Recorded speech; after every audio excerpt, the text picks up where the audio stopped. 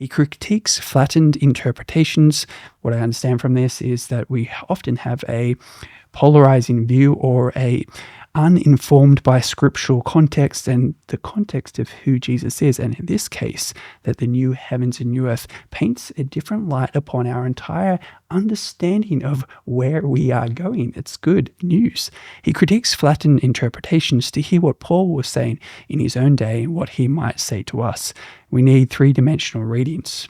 What I've done is summarize this Galatians in 3 dimensions by N.T. Tom Wright, Calvin University. That's the title. It'll be linked here below. I'll show you some of me watching.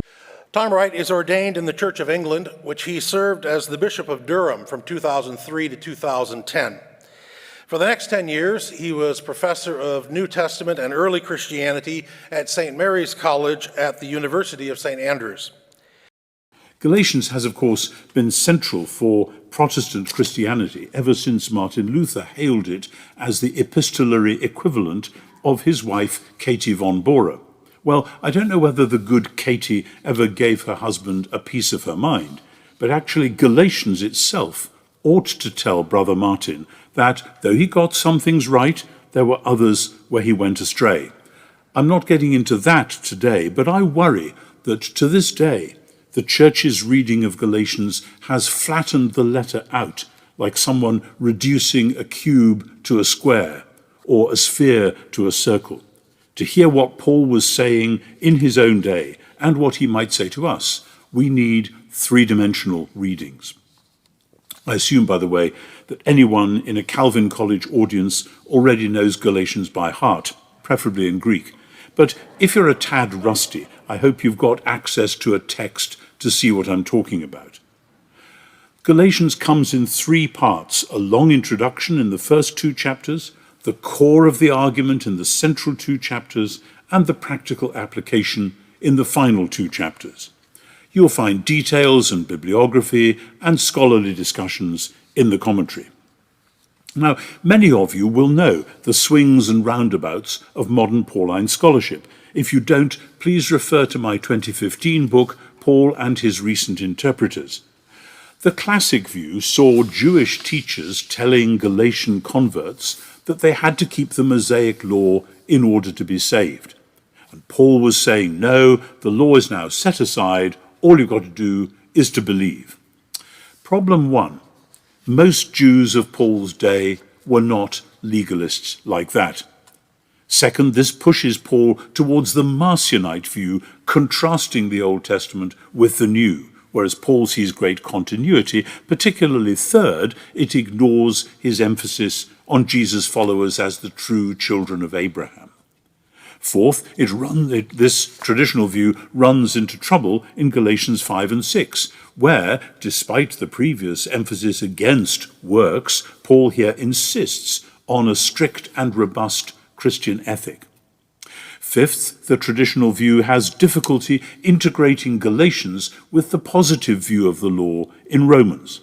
Sixth, it ignores the meaning in Paul's world of key terms like pistis, faith, and dikaiosune, righteousness, which regularly referred to communities of fidelity and justice, not to systems of soteriology. But seventh, and most important, Galatians is not about how people get to heaven. Heaven is never mentioned. Salvation is only alluded to briefly in this letter, unlike Romans, where it's a major theme. Actually, nowhere in the New Testament does anyone suggest that going to heaven is the Christian goal. Jesus taught us to pray that God's kingdom would come on earth as in heaven. And the New Testament ends with the New Jerusalem coming down from heaven to earth, not with saved souls going up. The early Christian vision, Paul's vision, is of new creation.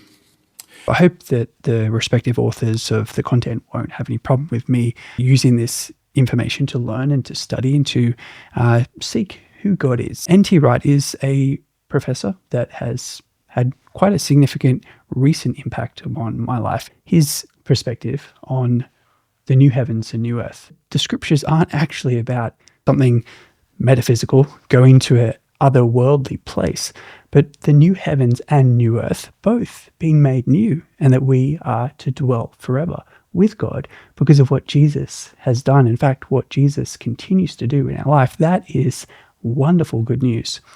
You can see some of my other videos where I explain about how may we place our life, or more importantly, invite Jesus in. How can we ponder that Jesus would dwell in us and that we would have new life? This is great news that a forgiveness of sins is something that we find in Christ, the renewal of our life given over to God. I'm going to read it for those who are interested in just listening, so you can sit back and listen. N.T. Wright's lecture from Galatians in 3 dimensions. From his Oxford study, N.T. Wright unpacks his new Galatians commentary. He insists Galatians is not about how people get to heaven. Heaven is never mentioned. Actually, nowhere in the New Testament does anyone suggest that going to heaven is the Christian goal. See, the Protestant reformers were doing their best to give biblical answers to medieval questions. But the problem was the medieval questions themselves.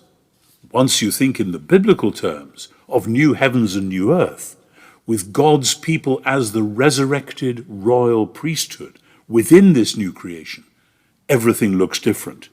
We must stop giving 19th century answers to 16th century questions and strive to give 21st century answers to first century questions. The first dimension is that Paul sees Jesus as Israel's Messiah.